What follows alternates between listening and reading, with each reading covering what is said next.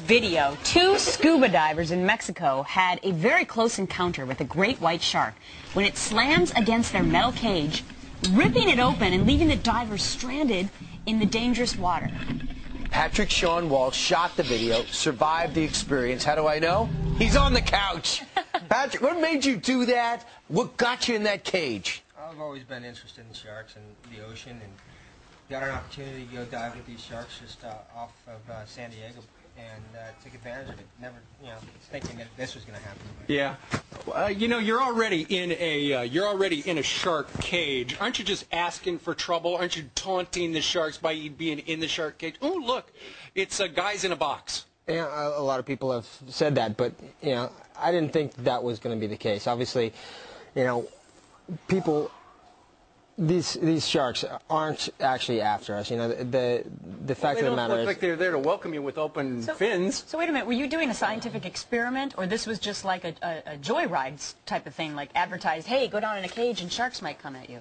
Well, I was definitely out there to see them in their natural environment, and that was what I was there for. I wasn't there for any other reason than pure enjoyment. What are you holding in your hand, young man? This is a segment of the cage. Actually, oh, man. You can see it's significant piece of cage, but bent it like it was a toothpick. And everybody on the crew signed it. Yeah. You're down in the cage. You think you're safe. Why weren't you? Well, what happened was actually the shark came up, hit the bait, and what happens when they hit their bait is a membrane goes over their eyes and actually essentially blinds them. So the shark actually came in and hit the cage blind. And from there, it just had to keep moving. Yeah. Had to keep moving forward and came into the cage. And you kept the camera rolling. Yeah, kept the camera rolling. Paul, the other gentleman in the cage, was right in the line of this shark and was pulled out. You can see him getting pulled out right now by the crew. I exited the cage at this point, and I'm basically just... At one point, and we saw a moment ago in that video, we saw something red. You caught in your eye, didn't you see something red and you thought, oh, somebody's been bitten, we better get the heck out of here? Absolutely. At the time, I was thinking that Paul had been struck by the shark, and I wasn't sure what had happened at that point. But it wasn't, what was that? Was that a float? It's a float that basically goes between the two cages. To prevent it, you can actually see it. So it wasn't float, it was just a So bring us balloon. through this. It gets through. You said, for whatever reason, the shark is through. You say to yourself, I got to get out of here?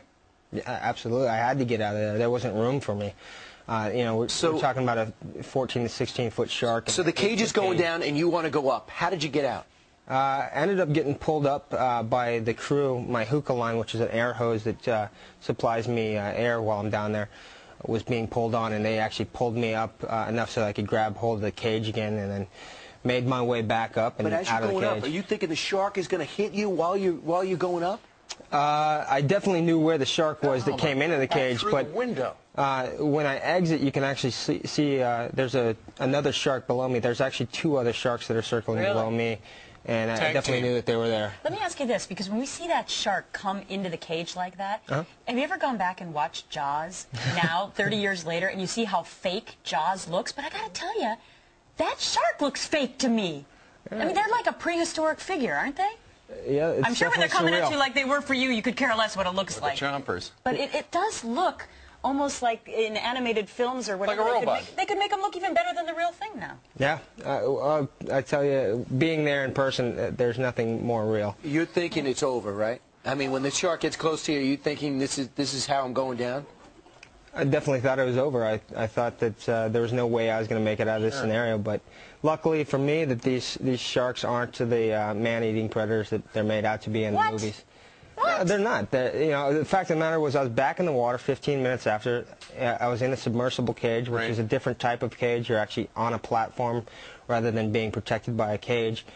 And, I had 4 sharks circling within arm's length. Yeah. And I would sue the manufacturer of the cage. The shark got in, pal. Thanks. Are they going to change cages in light of that question? They did change the cages, but the truth of the matter is we're talking about a 2,000-pound shark. There's really no stopping it. Really? Was your hair gray before this incident? Or is it since the incident, it's really gone? It's been gray for a while, but I think I've been doing these type of crazy things, not quite like to this extent, but well, thanks so much for sharing your story. It's absolutely incredible. Glad you survived. It's a pleasure being on the show. All right. Thank you, Nice meeting you. All right, Patrick. We got to find out, Patrick, right now what's on the weekend show for tomorrow. So we're going to head on out to